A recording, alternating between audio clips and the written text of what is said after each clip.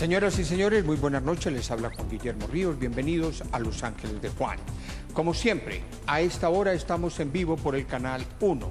No lo olvide, Los Ángeles de Juan, con Catherine y con Camila. Les presento el ángel invitado de esta noche. Es la presentadora y periodista Camila Wills. Camila, buenas noches.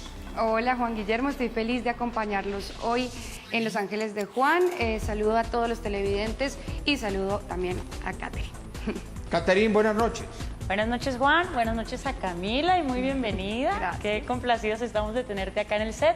Por supuesto, un saludo muy especial a todos los que nos ven y como siempre, mi saludo a los tuiteros.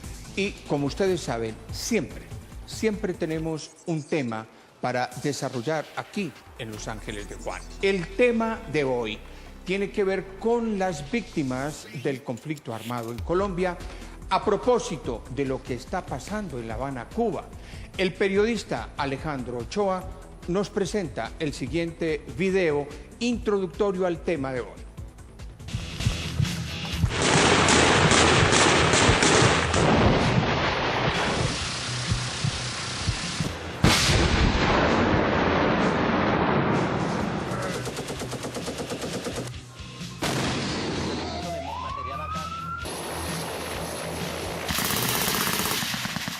La guerra en Colombia ha sido un problema que por más de 40 años lo único que ha dejado ha sido un desangramiento de nuestra población colombiana. Desde 1984 a la fecha ya se completan 6 millones de víctimas del conflicto armado que equivale casi a la población de la ciudad de Bogotá, una cifra realmente escalofriante.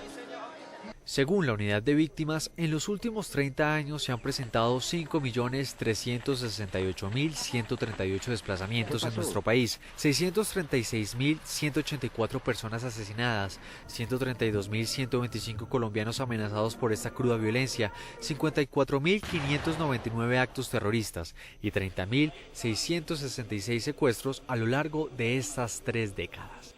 Los 4 departamentos con mayor índice de víctimas en Colombia son Antioquia con 1.194.724, luego viene Bolívar con 468.717, Magdalena con 376.281 y Chocó con 308.618, departamentos que desde el inicio del conflicto armado han sido el epicentro de esta guerra. En los últimos días, las FARC emitió un comunicado de que la mesa de diálogo en La Habana debe ser equitativa y que si miembros del ejército y la policía han estado en conflicto y se les reconoce como víctimas, una gran parte de las FARC debe ser también reconocida como tal, lo cual ya ha generado un gran debate entre todas las personas que tienen que ver con el proceso de paz. Pero la gran pregunta es, ¿quiénes son las víctimas del conflicto en nuestro país? Ese es el tema esta noche. Volvemos después de comerciales con el debate y con los invitados en estudio. Los Ángeles de Juan.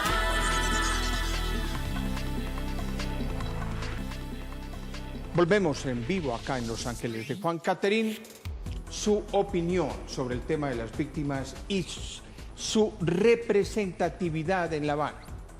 Bueno, voy a empezar por lo segundo, Juan. Yo definitivamente estoy de acuerdo con que a la mesa en La Habana vayan víctimas de todos los grupos, digamos, que están vinculados al conflicto, porque finalmente el conflicto es uno solo y a mí me parece absolutamente inhumano discriminar a las víctimas, sobre todo en un momento tan histórico como este.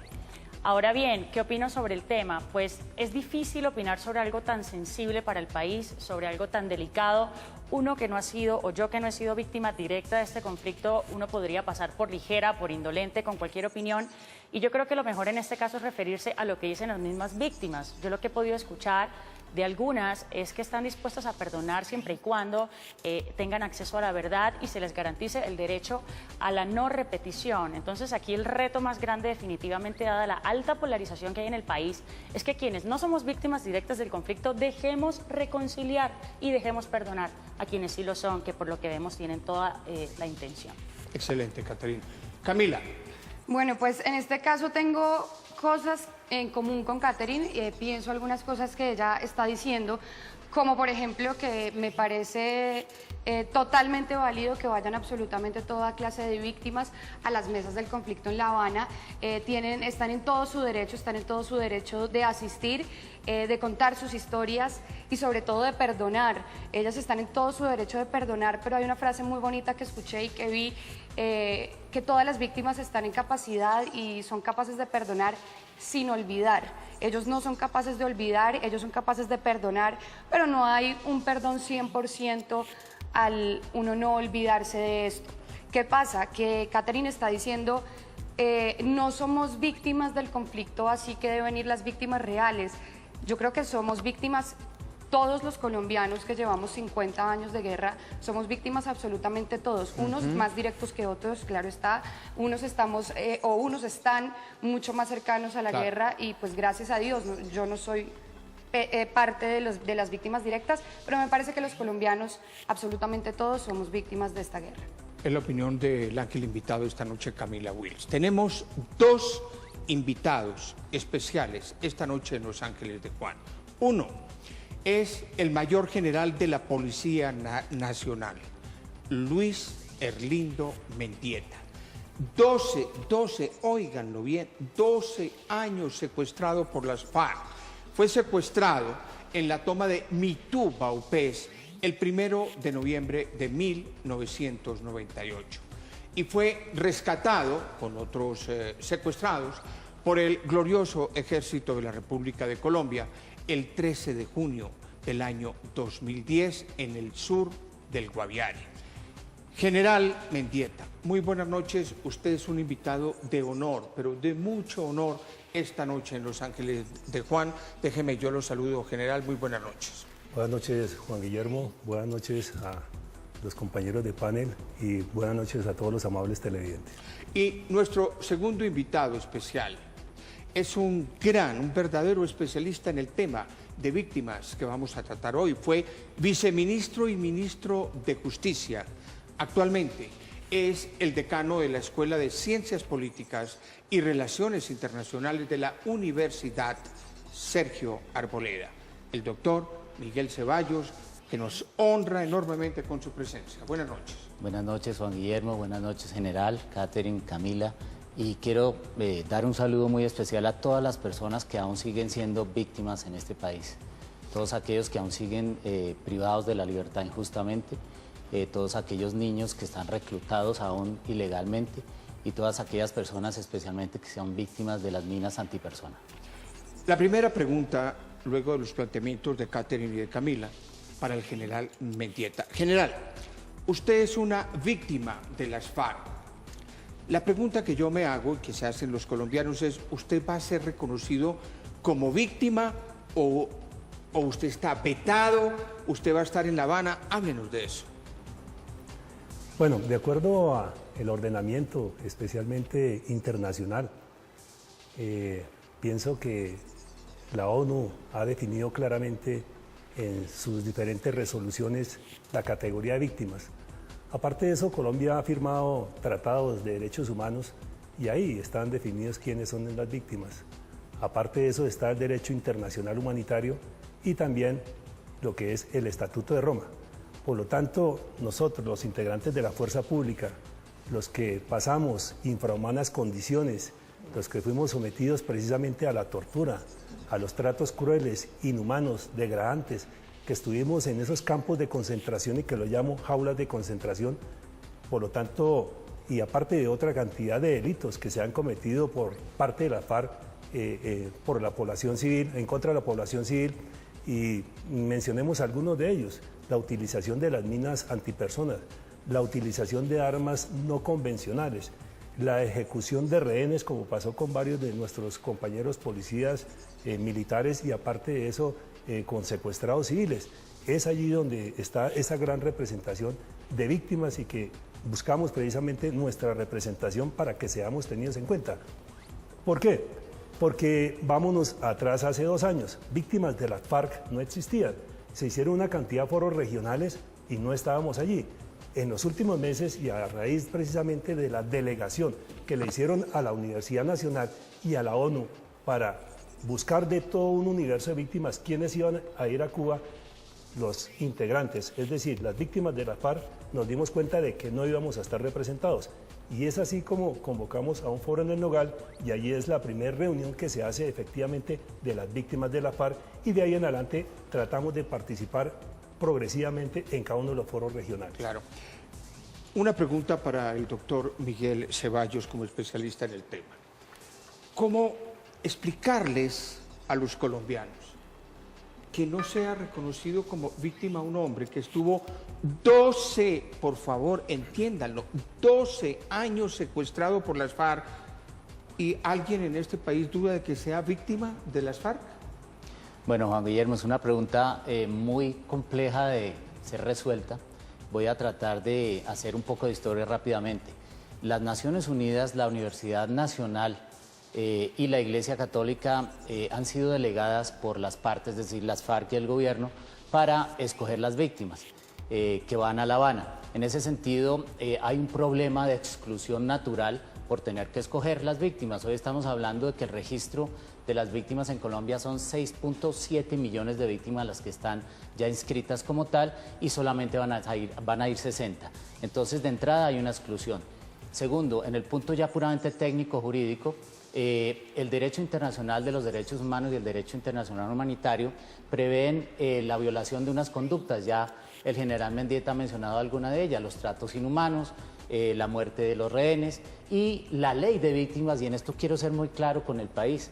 En este momento se nos olvidó la ley de víctimas, tanto que se trabajó por ella y se aprobó en el año 2011 y hoy quien define quién es víctima y no es nuestra propia ley, sino 3 instituciones muy respetables todas, pero son instituciones que no son oficiales en nuestro país. Pero, y la ley de dentro víctima... de ese estatus, en cualquier vértice de los estatus, ¿él es víctima o no es víctima? Continúo, Juan Guillermo, es víctima de acuerdo con lo que nos debe guiar a nosotros, que es la ley.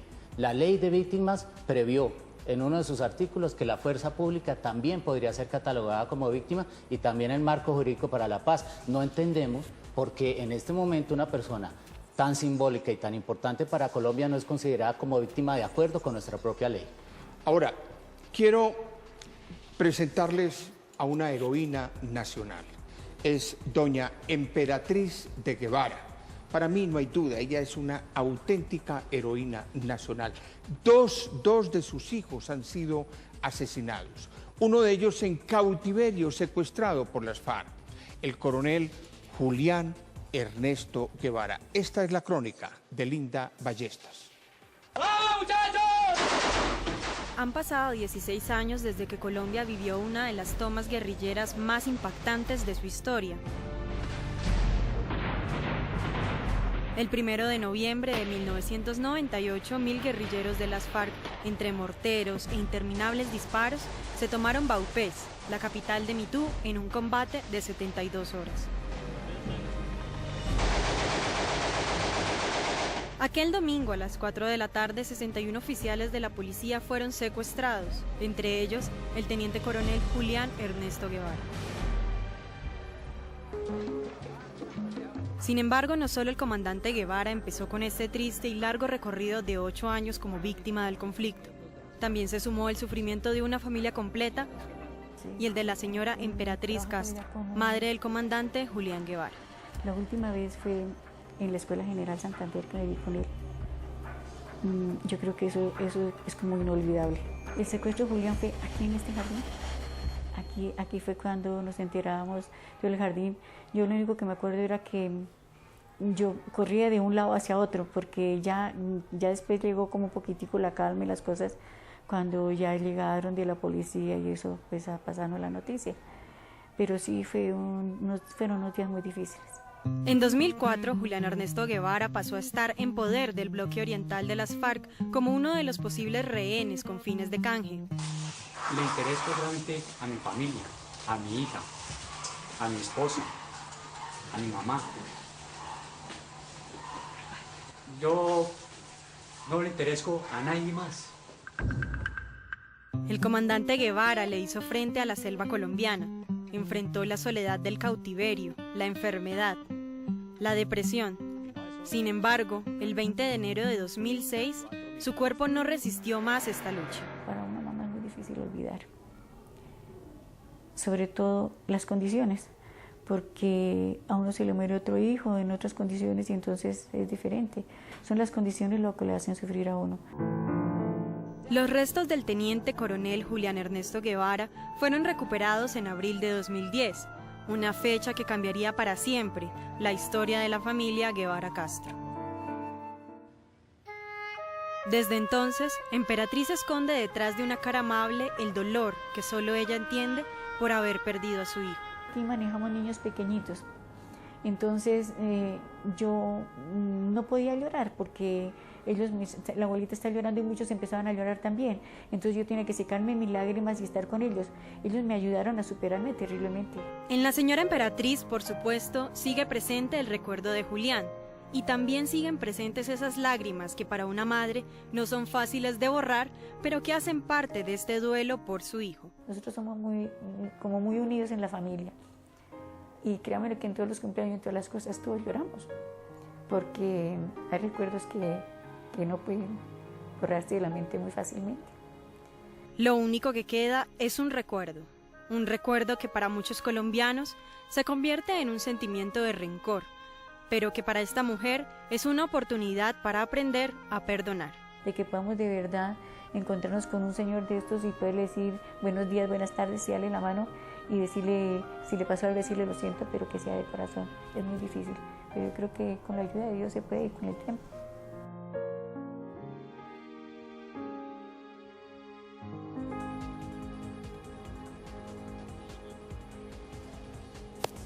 Sin palabras.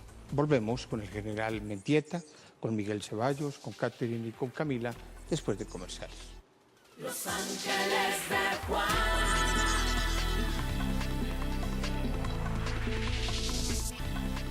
Volvemos en vivo en Los Ángeles de Juan. Catherine. General Mendieta, claramente el testimonio que acabamos de ver es absolutamente desgarrador. Y uno como ciudadano del común a veces no entiende de dónde sacan las víctimas la fuerza para sobreponerse a estos episodios, cómo retoman luego con sus familias y cómo están dispuestos a jugársela por la paz. Yo quisiera preguntarle, ¿cómo le cambió a usted la visión de la guerra y de la paz estar en cautiverio 12 años?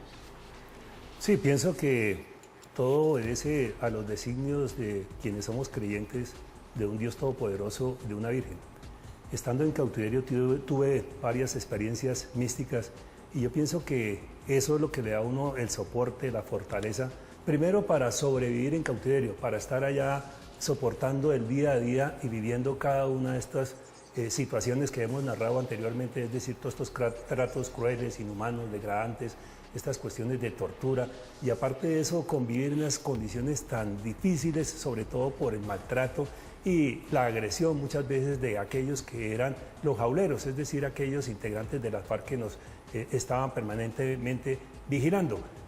Salir a eso y nuevamente, gracias a Dios, tener la oportunidad de regresar a la vida, a la libertad, pienso que es lo fundamental. Eso es una experiencia maravillosa que Dios nos permite. Y de ahí en adelante todo es ganancia. Por lo tanto, si disfrutamos unos momentos de libertad, ¿por qué no vamos a continuar con una cantidad de actividades entre las cuales están, pues obviamente, participar en este proceso donde estamos haciendo una serie de exigencias que ya las conoce toda la opinión pública? Camila, una pregunta para el doctor Miguel Ceballos. Doctor Ceballos, pues estamos todos obviamente impresionados y dolidos, digamos, por ver todas estas clases de historias. Y yo hablaba ahorita con el general afuera del aire y decíamos que pues estar secuestrado es como estar muerto en vida, que aunque duela y aunque sea horrible lo que voy a decir, cuando le dicen a un familiar su papá, su hijo, su hermano falleció, hay una especie de duelo que en algún momento se estará aceptando. ¿Cómo ve usted pues este proceso para una familia de un secuestrado? Que para mí, Camila Wills, creo que es un poco más fuerte porque usted puede durar 12 años como la familia del general Mendieta sin saber qué le está pasando a mi hijo, a mi esposo, a mi papá, a mi sobrino, y pues ahorita ver que ni siquiera lo están tomando en cuenta como víctima. Camila, te voy a responder con una experiencia personal.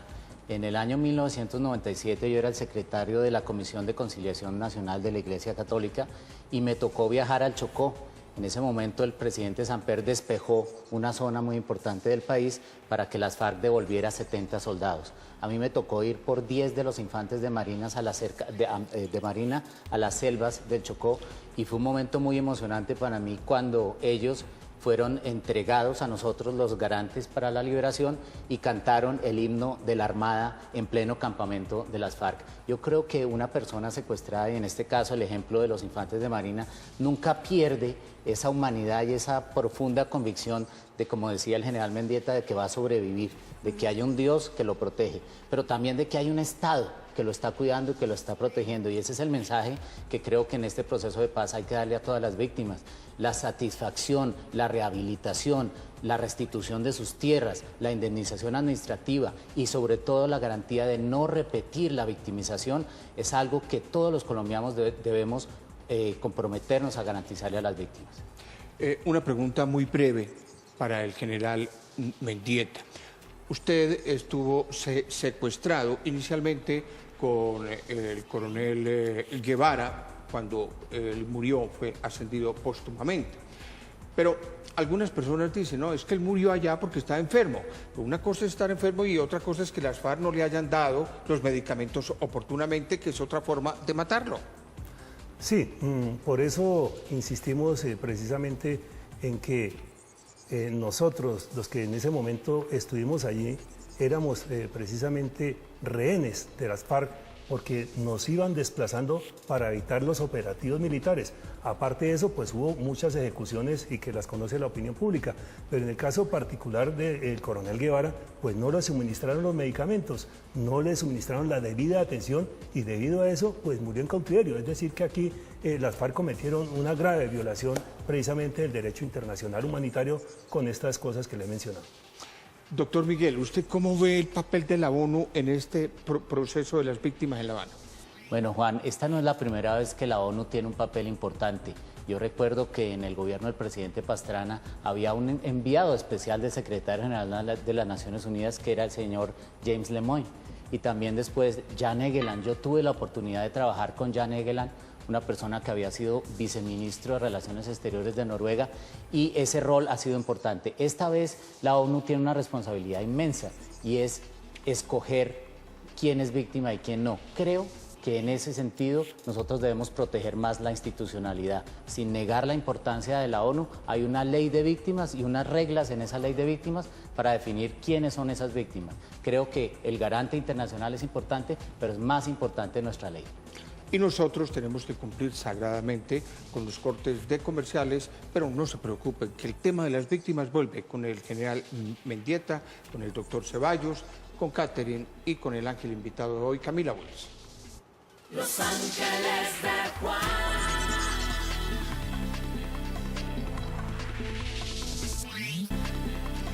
Regresamos en vivo en Los Ángeles de Juan.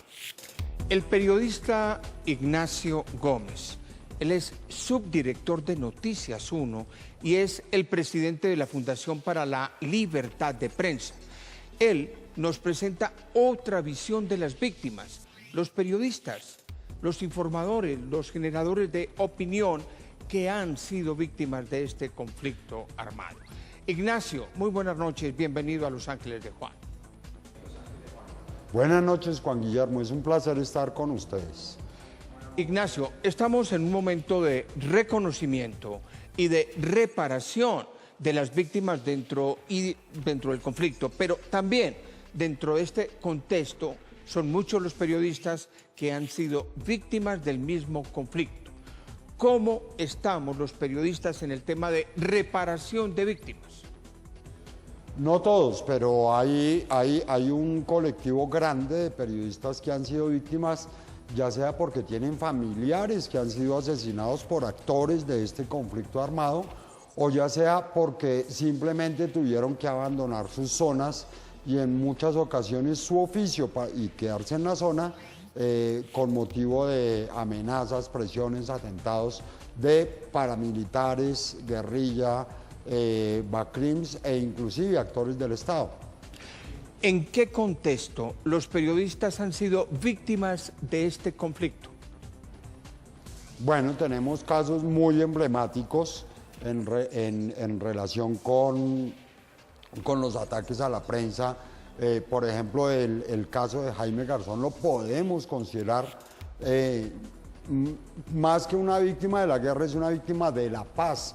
Y junto con él hay muchos periodistas, especialmente periodistas de regiones, que han hecho trabajos en torno a organizaciones paramilitares e inclusive a movimientos de la guerrilla, que han sido castigados por esa razón. Y entonces hay un colectivo claro de víctimas que son periodistas, pero sobre todo hay unas grandes audiencias en regiones del país que en medio del conflicto han perdido sus medios de comunicación. Ignacio, los periodistas, ¿cómo debemos comportarnos frente a este proceso de paz, teniendo en cuenta el tema clave de las víctimas y el resarcimiento de estas víctimas? Bueno, en primer lugar, el gobierno está reconociendo y está con cierto ánimo de reparar a las víctimas. Hay diversos grupos por regiones del país, por ejemplo el norte del Cauca, el Magdalena Medio, el Bajo Cauca antioqueño, que han sido victimizados colectivamente, los periodistas del departamento de Arauca, los periodistas del departamento de Nariño, que como grupo han sido atacados. Entonces, lo que se pretende no es solo una reparación, de manera que le permita a ellos regresar a sus lugares o estabilizarse, recuperar el tiempo que perdieron, sino también que las audiencias puedan recuperar esos medios que ya no tienen. Es decir, que a través de la reparación se pueda reparar el tejido comunicativo de esas regiones que han quedado prácticamente incomunicadas. Usted es el presidente de la Fundación para la Libertad de Prensa. ¿Qué ha hecho esta fundación y cuál es el papel de las víctimas frente a los derechos de los periodistas? ¿Y cuál es el papel de la Fundación frente a los derechos de los periodistas que han sido víctimas del conflicto? Nosotros hemos agenciado durante 17 años los reclamos de periodistas víctimas ante el Estado. Por un lado en la Fiscalía exigiendo una investigación no solo sobre el asesinato de periodistas, sino sobre las amenazas contra periodistas y agenciando las medidas de protección que le puedan permitir a esos periodistas seguir ejerciendo. Pero además, digamos que todo esto permite hacer conciencia, además tratando de recomponer este tejido social. Tenemos los manuales de los periodistas para que puedan ejercer más eficientemente su trabajo. Por ejemplo, en materia de acceso a la información, los manuales de autoprotección, los manuales de ayuda para periodistas en situaciones emocionales duras, y la principal situación emocional dura que recibimos es la amenaza o el asesinato de sus colegas, etcétera.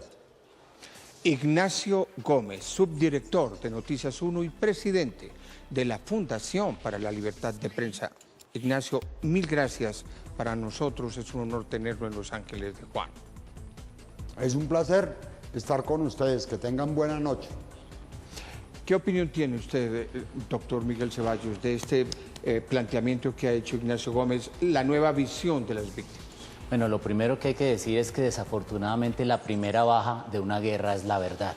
Y creo que eso es lo que le da una gran importancia a la libertad de expresión y al periodismo en Colombia. Creo que durante estos 40 años de dificultades, de conflicto, siempre ha permanecido una prensa que ha buscado y ha logrado ser libre. Sin embargo, ha habido muchas víctimas de la prensa y no puede repetirse esto. Yo quisiera plantearle al país la importancia de que en el posconflicto la libertad de expresión y la búsqueda de la verdad se mantengan en este país, que no haya sacrificio del periodismo colombiano ni sacrificio de la verdad. Volvemos después de estos mensajes en Los Ángeles de Juan. Los Ángeles de Juan.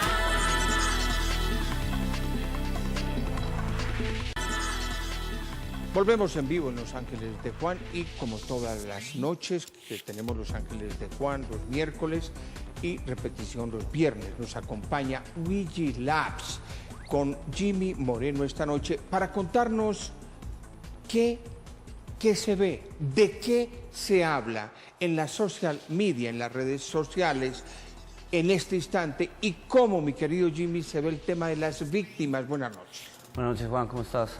Bueno, lo primero que vamos a ver es un tema más de saber, digamos, la medición en el universo total. En este universo tenemos un promedio de 2.700 menciones, 2.759 menciones, perdón, de ese universo total. Aquí estamos hablando de los principales canales digitales, estamos hablando de Twitter, Facebook, YouTube. Dentro de ese universo hay un comportamiento, digamos, a favor y en contra sobre el tema de las víctimas. Vamos a ver un poquito los sentimientos. Aquí vemos que tenemos un 71% en contra de las FARC, o sea, personas que están culpando, los usuarios están culpando. No hay, digamos que en ese tema el gobierno que tiene un 8%, o sea, el Estado, y el 21% que están ambos. Digamos, los seguidores están totalmente en contra y saben que la culpa, o pues identifican como un culpable directo a las FARC. Estos son algunos temas claves, digamos que la gente no ve claridad en el proceso que se está llevando en La Habana. Siente que está muy quedado, entonces vemos temas que se nombran mucho, pues la palabra Colombia, por supuesto, el proceso, el conflicto, las víctimas por un lado. Entonces digamos que sin ahondar mucho las temáticas, los colombianos tienen muy presente este tema, pero de todos modos que se siente como una pérdida y no saben, o sea, todavía no hay una claridad en el tema, pero sí se habla constantemente en el social media. Gracias, Jimmy, de Vigilabs, quien nos mide el tema que tratamos en Los Ángeles de Juan en la social media, las redes sociales. Catherine, su conclusión. Bueno, frente a este tema de redes sociales yo pienso que no hay nada sorpresivo. Es decir, por supuesto que la gente le echa la culpa a las FARC, ni más faltaba, y también es cierto que hay mucha confusión frente al tema del proceso, lo que se está llevando ahora a cabo en La Habana con las víctimas. La gente no tiene ni siquiera claro a qué van las víctimas. Es una pregunta que, ¿pero ya qué fueron? ¿Pero claro, qué dijeron? ¿Pero qué hablaron? Yo pienso que mi conclusión es que, mejor dicho, hago un llamado a la mesura y a la templanza. Es decir, estamos en el proceso, todavía no se ha firmado la paz. Entonces los ciudadanos tenemos que hacer un gran esfuerzo, porque si las víctimas están haciendo un esfuerzo, las víctimas directas están haciendo un esfuerzo por encarar a su victimario, por revivir sus historias, por saber la verdad y por perdonar, ¿cómo no lo vamos a hacer el resto de nosotros? Entonces, mesura, templanza y paciencia. Camila, su conclusión muy brevemente. Pues lástima que tengamos poco tiempo porque de verdad este tema da para muchísimo. Mi conclusión es, pues sí, de verdad con lo que empecé diciendo, somos víctimas todos. Ojalá que pues el fin que sea llegar a la paz lo más pronto posible, pero recordar que este no es el fin, sino es el camino. La paz es lo que hacemos día a día y esto así vayan 5 víctimas, 10 víctimas, hay millones, más de 40 millones de colombianos que son víctimas hoy en día, así que de eso depende pues que se logre por fin con el gobierno que sea esa paz después de 50 años. Gracias, Catherine. Camila, gracias, bienvenida siempre. Muchas gracias. Su conclusión, doctor Miguel Ceballos. La conclusión es muy difícil en este momento, como decía Catherine, estamos en un proceso y no podemos olvidar que el proceso tiene muchos sacrificios de parte de todas las distintas expresiones de la sociedad en Colombia. Sin embargo, sí quisiera terminar pidiéndole tanto al gobierno nacional como a las FARC que nos digan siempre la verdad y que hagan una pedagogía mayor de lo que está pasando en La Habana, porque muchos ciudadanos, incluyéndome, tenemos mucha desconfianza de ese proceso porque no lo conocemos. Y segundo, que se respeten los derechos de la fuerza pública que ha dado su vida y ha derramado la sangre por la libertad de todos los colombianos. General, usted estuvo secuestrado por las FARC 12 años. ¿Usted ya perdonó eso o aún no perdona? Es todo un proceso porque pienso que, en primer lugar, las FARC tienen que decir la verdad. Nosotros estamos buscando es precisamente que se liberen los secuestrados que todavía tienen en su poder, que nos ubiquen los desaparecidos para ir por ellos, nos digan dónde están, cuáles son las coordenadas. En tercer lugar, ya para así poder pasar al siguiente punto, que sería lo de justicia, poder pasar a ya lo que es reparación, reconciliación, perdón, garantías de no repetición. Y aparte de eso, el proyecto de vida que deben de tener cada uno de los afectados, es decir, de las víctimas de las FARC. ¿Usted cree que podrá ir a La Habana a representar a las víctimas de las FARC o cree que lo van a vetar? No, yo pienso que los integrantes de la fuerza pública no vamos a ir porque hace poco hay un comunicado de algunos de los dirigentes de esta organización donde sigue manifestando de que nosotros somos o fuimos prisioneros de guerra y aparte de eso que los civiles son retenidos y no secuestrados. Y aparte de eso, que siguen aplicando la ley segunda de Marulanda, es decir, la extorsión. Mientras esas definiciones no cambien, pienso que seguimos ahí en un limbo que no sé cuándo va a terminar. Yo tengo una conclusión muy breve. Solo tengo para decirles esto. Los verdaderos héroes de Colombia son estas víctimas, como lo es también doña Emperatriz de Guevara y todos los que han sido víctimas, todos los que han sido víctimas en Colombia del conflicto armado. Su dolor es mi dolor, es nuestro dolor. Perdonamos, claro que perdonamos, pero una cosa es tan clara como cierta. El perdón, como lo he dicho acá, no exime el riguroso cumplimiento de la ley. Y quiero 10 segunditos más para hacer propias unas palabras de Catherine, que dijo: general, usted respira una tranquilidad, usted se parece a Mandela, usted es todo tranquilidad. General, yo me siento orgulloso de que usted esté acá, usted es mi ídolo. Gracias, Bienvenido, gracias. siempre De saludos todos. en su Gracias, casa. Un abrazo, un aplauso para él y para todas las víctimas. Les habló Juan Guillermo Ríos. Los espero dentro de 8 días acá en Los Ángeles de Juan. No olviden a las víctimas. Los Ángeles de Juan.